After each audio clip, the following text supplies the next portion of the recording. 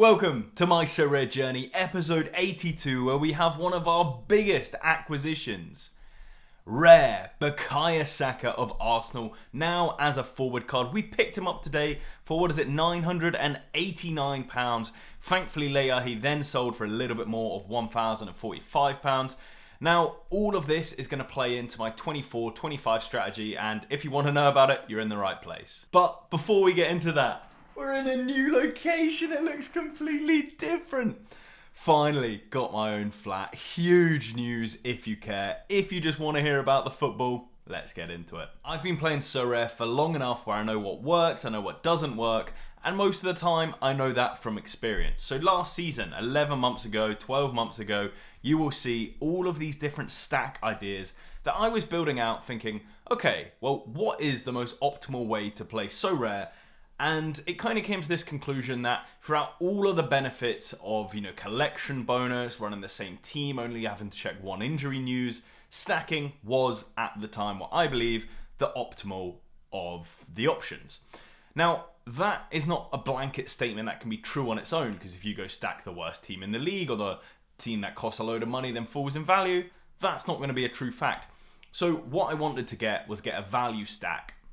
So at the time I went through every sort of team that I thought, right, let's compare how much this is going to cost to what I kind of expected it to yield or to return. And we settled on the RB Leipzig stack.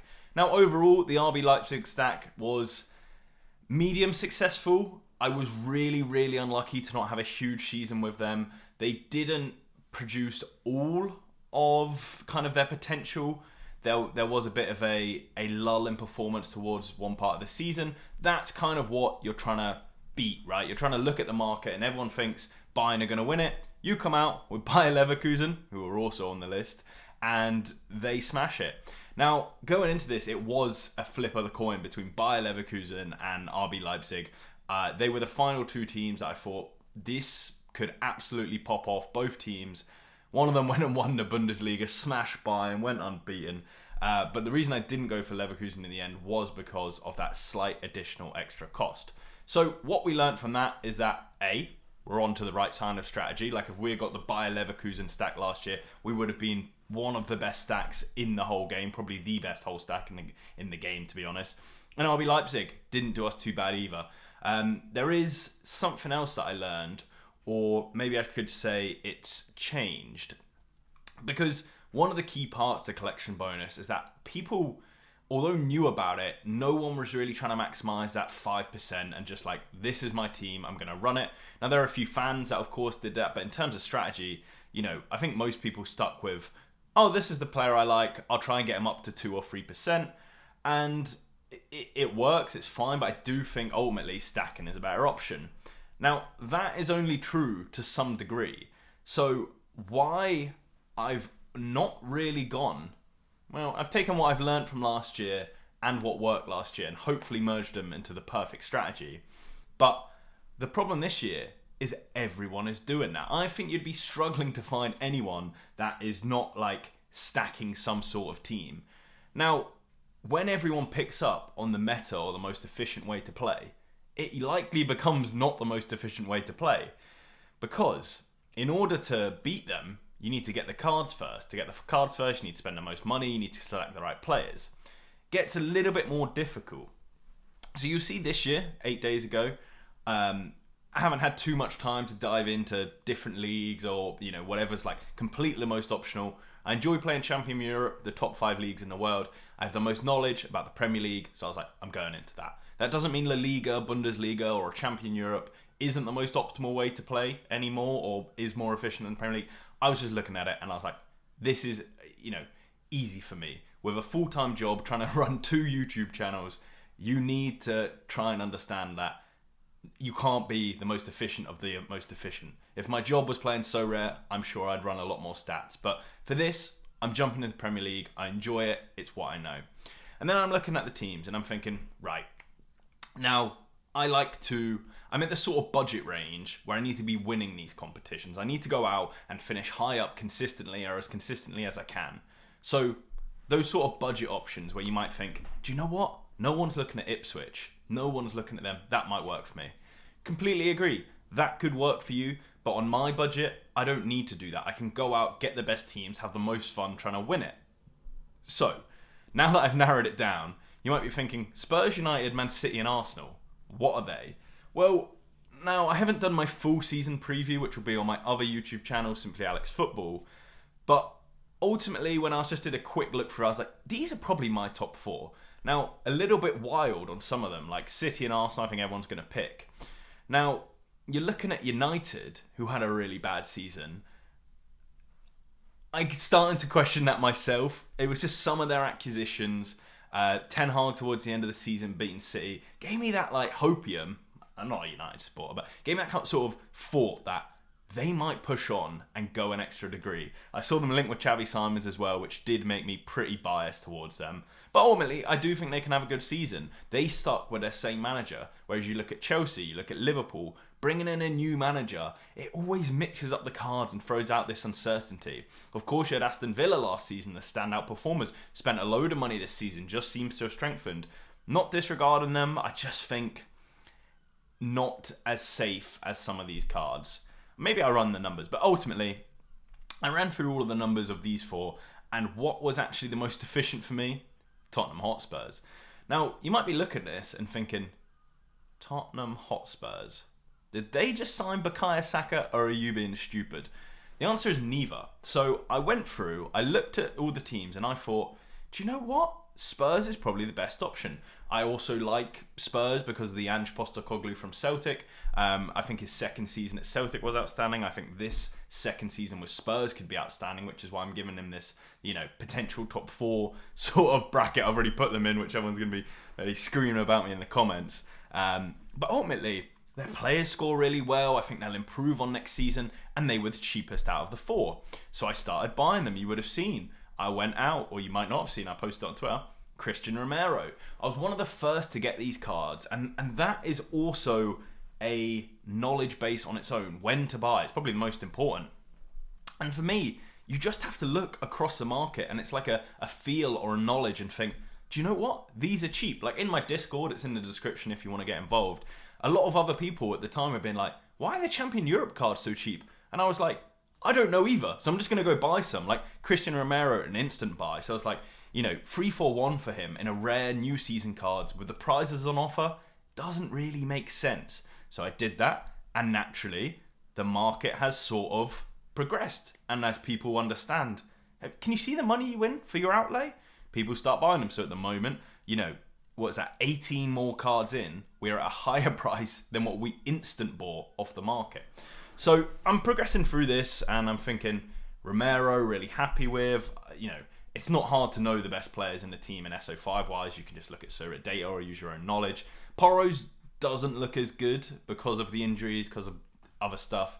But ultimately, if you play Sorare, you know this guy's just going to rip. Like, he's so... Or just football in general. And it's the same thing. It was underpriced at the time.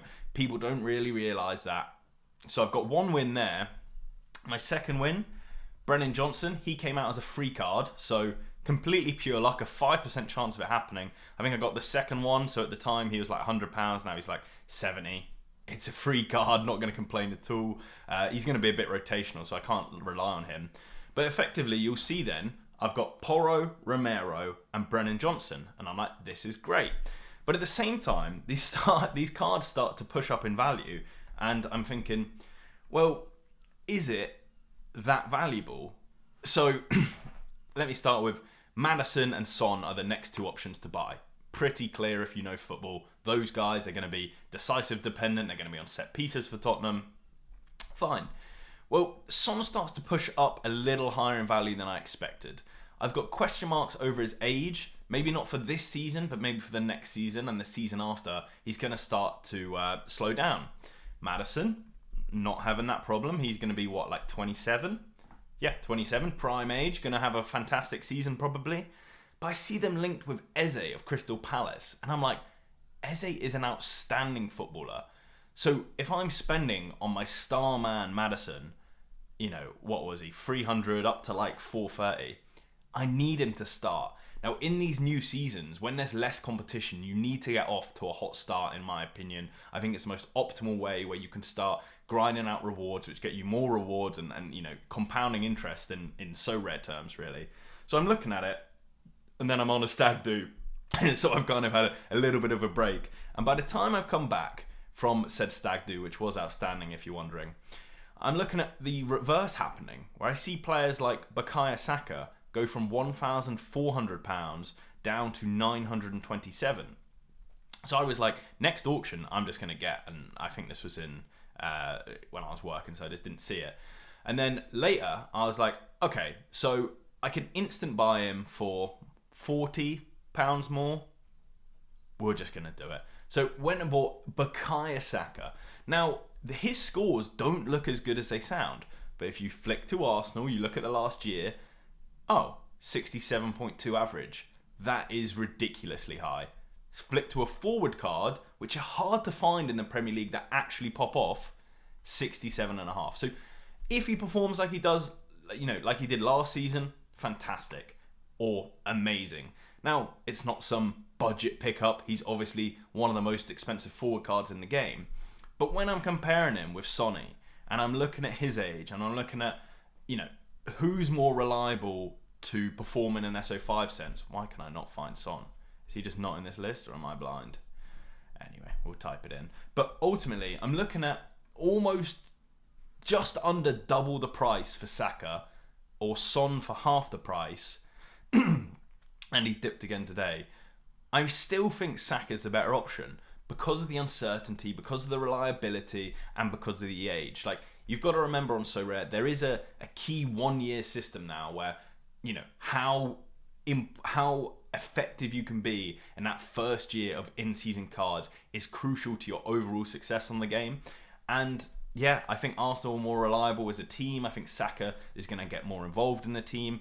It's very close, and I think I'm paying that extra price for the longevity of always having this guy on the team. And ultimately, it plays in to my second strategy, which is what I was talking about at the start, where if everyone is stacking, the best option often becomes not to stack. So you would say buy just your single players. Well, no, because the reason people are stacking is the merit of the collection bonus and the ease of lineups and the correlation between scoring loads of goals and your team doing well, and not needing 5 teams to each score a load of goals, if that makes sense. And I'm thinking, what maybe wasn't a mistake with Leipzig last season, or what caused me to overpay for a lot of cards last season? Pushing to that 5% can actually be quite tricky, and it's marginally worse. The more you spend, you're getting less marginal gains. So at the very start, when you buy a card off the market and you get 30 points into the collection bonus, and let's say you get 1% after a couple of days, or it's 30 days, I think it is. Well, that has basically cost you nothing. But when you're trying to go from 4 to 5%, so the first 1%, it costs you more and more and more and more and more, to where it's marginally not effective. So I actually think what worked best was what I kind of did with Newcastle or Brighton. So Newcastle, I got to the point where I just had 2 really expensive players, in Nick Pope and Bruno Guimaraes, who I really want in my Sorare teams, and I want them as effective as possible. To be fair, Trippier can kind of fall into that bracket as well. I think I picked him up before he got injured though, so just disregard him. And then you go and get some cheap collection points that might have utility. Kraft got playing at the end of the season. Jacob Murphy got playing at the end of the season. Harvey Barnes was worth like £40 million, and surely he's playable sometimes. Please, Eddie Howe. But effectively, what I'm trying to say, for very minimal cost, you can start getting up to 2 or 3%, and then you're not into those, I think it's called diminishing marginal returns, where every other, let's call Sorare card, adds less, or every pound you spend adds less to your incentive. At the same time, it gives you the best of both worlds, where if you have what I did, Newcastle and Brighton, now you might be looking at Brighton saying, well, you got to 4%. But the key is, I got to 4% when these cards were at their cheapest. Towards the end of the season, or when in the off season, I just went and swept some of these cards. So for the longevity, for the Champion Europe out of season competition, where XP is going to be absolutely crucial because it's going to be so competitive, and it gets more competitive every single year, well, now I've got it, and I've got it in the cheapest way possible. Whereas I have it for Leipzig, but I went out and paid a pretty penny. Like, I don't know, El Chad Batshuayi here, £15 at the minute in a new season card, and I must have paid 100. So he didn't play a single game all season. He added £100 to my cost and 70 to my collection bonus. So arguably not worth it. Now, if you just bought him, arguably worth it. But when you did it for Klosterman and every other single player on here, which isn't Xavi Simons or Danny Olmo or Ben Henriks or David Raum, then it's not as effective. So learning those two things, I'm thinking half Spurs, half Arsenal merged together. North London forever. I mean, no one else will be doing it, surely, because they're two rival clubs. So the fans that are stacking one club, I can beat them by diversifying with their rivals. And the best part is I've not just done it for the sake of it. I've got their best players. I've got Romero, Porro, Saka. I want to get Rice or Odegaard. It's difficult because I've already got a Rice from last season. So I would want to sell him so I can buy the other one. Or if I'm not able to shift this Rice, then you want to have Odegaard, so you have Saka, Rice and Odegaard. Rice will just play in a different team. Because ultimately, I'm also, one of the other tips I'm trying to implement here is that if we go to my depth chart, you can see all of my depth in the Premier League. And ultimately, I think Saka's really helped. The forwards were lacking a little bit of strength. Midfield is absolutely boss. I mean, having Matoma as your 5th choice midfielder, ridiculous. Like, that's why I'm happy to sell that's why I'm happy to sell Rice. That's why I sold Elise when he went to Bayern Munich. I've got depth there. Defenders, decent enough. But I feel really strong compared to, relatively to the players I'm going to be competing against in these goalkeepers. Alisson, Bart Verbruggen, when he's not injured. How every time I buy someone do they get injured? Saka's going to get injured soon, I bet it. It's just... Anyway, Nick Pope, been waiting to come back. He's back. And sells just as an option for one of the lower, Division 3, Division 4 Premier League competitions. But ultimately, I'm looking at it and I'm thinking, strength-wise, compared relative to my competition, I'm probably strongest in goalkeeper. I think Alisson and Pope, I would put them 1 and 2 or 1 and 3. You could track David Raya in there. Bart Verbruggen, not only is he a great saver, and I think Brighton might get more defensively solid with some of their signings, he's also under 23, so he fits into my under 23 depth here, which is a nice crossover. The more competitions you can play with your cards, the more flexible you can be, the better lineups you can run out. That's standard knowledge. But yeah, by looking at the goalkeeper being the strongest position and the most expensive, I can save the most money by in my new season cards only needing the outfield players, which allows me to go out and spend on the big boy Saka. Now, I think this is what I've explained, a perfect merge of so many different strategies, knowing when to buy, stacking but not just being a stacker and trying to compete against, people are telling me in my comment or in Twitter already, oh yeah, already pretty much finished the Spurs collection, just need a few players when they're out. I'm like, well, thank God I'm doing this, because imagine trying to compete with that guy that's already finished a collection. You'll probably run out the same 5 players of Vicario, Porro, Romero and extra Maddison and Son. And then you're always finishing 2nd, 3rd or 4th or 5th.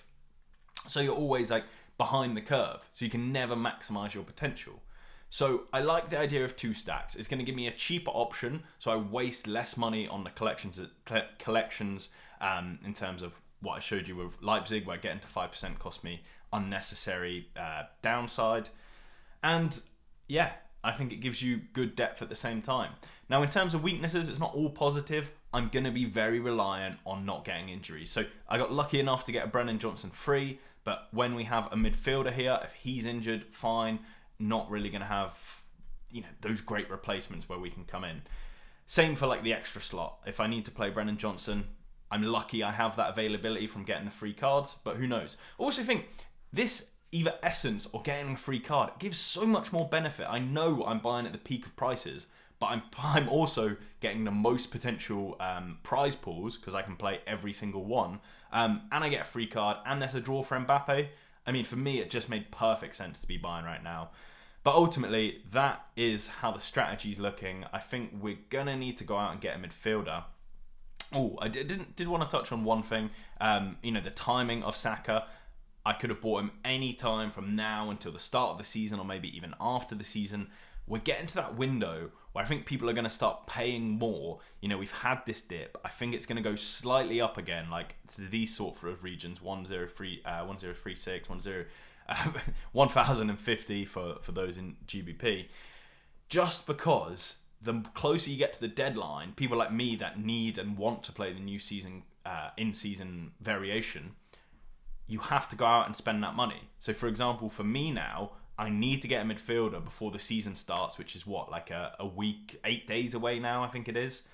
So when you're 8 days away and I'm risking losing a Romero, Porro, Saka, Johnson and whoever else could play, I just have to pay the price. I just have to get that like entry fee almost. So that sort of, the closer we get to the deadline, the more desperate people are going to get, the higher the prices go. That will sort of happen. So if you're looking at this and you're watching it now, I would probably suggest to you to actually not do that and to miss a game week or two. Try and still get these early collections.